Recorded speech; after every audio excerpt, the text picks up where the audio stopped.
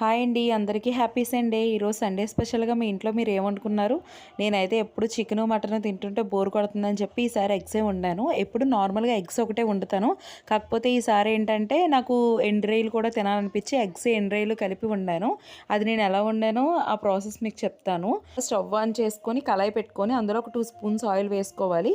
ఆ 2 స్పూన్స్ ఆయిల్లోని మనం ముందుగా ఉడకబెట్టి పెట్టుకున్న ఎగ్స్ను ఎండ్రాయిలు కూడా బాగా ఫ్రై చేసుకోవాలి. అవి బాగా ఫ్రై అయిపోయిన తర్వాత వాటిని తీసేసి మనం ముందుగా కట్ చేసి పెట్టుకున్న ఉల్లిపాయలు, టమాటీలు, పచ్చిమిరపకాయలు అందులో వేసి మూత పెట్టి ఒక 5 మినిట్స్ మగ్గనివ్వాలి. ఇవి బాగా మగ్గిపోయిన తర్వాత కొంచెం అల్లం వెల్లుల్లి పేస్ట్, పసుపు, ఉప్పు, కారం వేసి ఒకసారి కలుపుకోవాలి.